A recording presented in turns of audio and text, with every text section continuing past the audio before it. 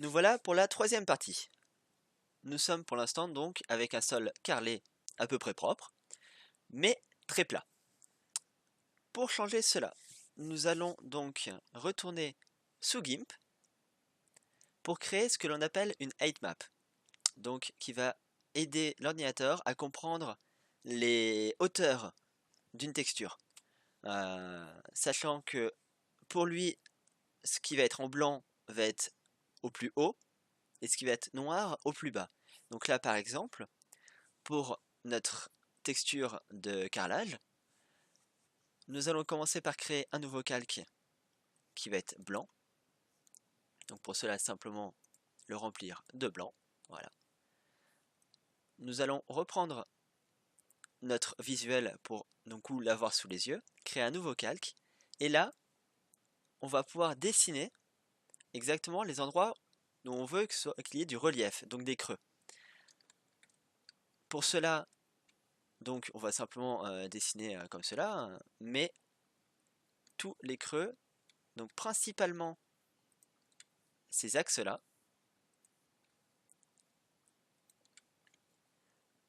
en prenant bien soin que les bords soient parfaitement noirs, pour que du coup il y ait une belle répétition.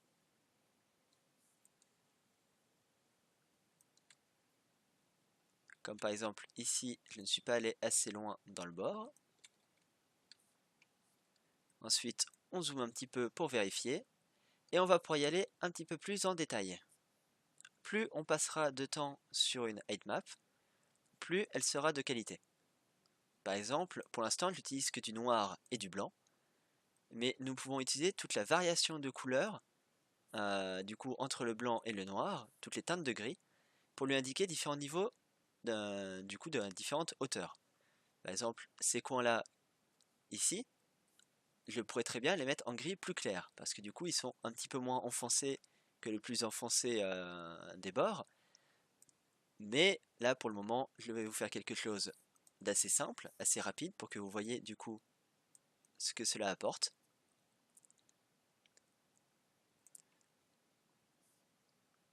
Il y a aussi tous ces petits points de grains de détail à l'intérieur que l'on pourrait marquer. Cela pourrait apporter effectivement beaucoup plus de relief, beaucoup plus de détails, de réalisme surtout. Et je remarque que j'ai oublié l'axe horizontal. Donc on va reprendre bien ici. Voilà. Pour du carrelage, c'est assez pratique de marquer ces axes dès le début. Comme ça, on sait qu'au moins on a une base correcte, bien rectiligne.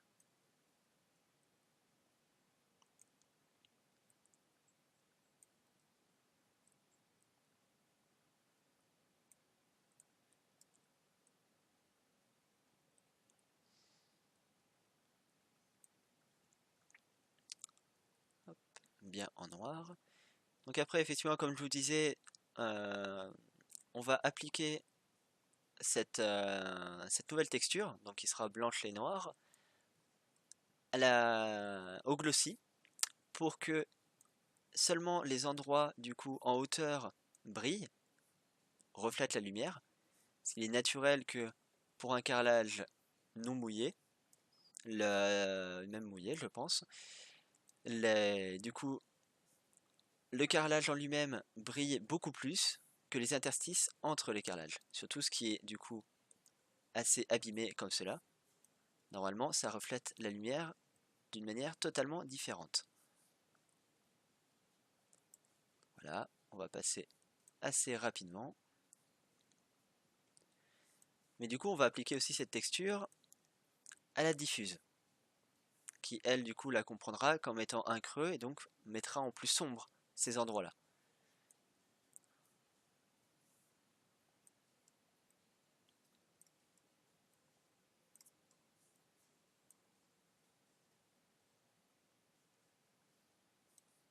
Donc plus que deux axes.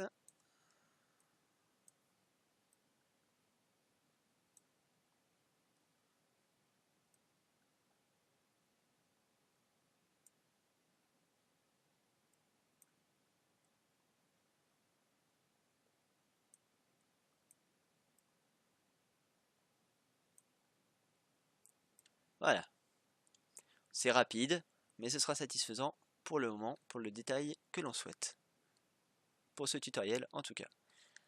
Donc par exemple maintenant je vais simplement virer voilà, le visuel et nous voyons les détails principaux que nous avons marqués. Donc de la même manière que la texture précédente, fichier export as dans le même format utilisé précédemment, ce sera parfaitement utile. Donc un JPEG ou un PNG. Retourner sous Blender. Et là nous allons à nouveau utiliser une image texture. Donc image texture. Nous allons chercher la map que nous venons de créer, la heightmap. Ce qui est plus pratique pour les reconnaître, c'est utiliser le même nom que la map de texture classique, en rajoutant à la fin un h ou height, pour du coup mieux reconnaître. Nous allons ensuite rajouter, pour que l'ordinateur le comprenne bien, un bump map, enfin un bump, dans lequel on va mettre en height la couleur de l'image, et ensuite le mettre en normal. Pour l'instant, nous ne voyons pas de différence, car il manque la même chose que la dernière fois, le mapping, donc la manière dont c'est utilisé. Voilà. Cela est assez léger, mais nous voyons déjà que les bords reçoivent la lumière. Nous allons améliorer par la suite ce système dans la prochaine partie, ainsi que rajouter du coup un environnement qui permettra de savoir exactement quoi refléter, parce que un sol carrelé ne peut pas être dans le vide comme il est actuellement, il a forcément un environnement sur lequel se refléter. Donc nous allons voir ça tout de suite après, à tout de suite.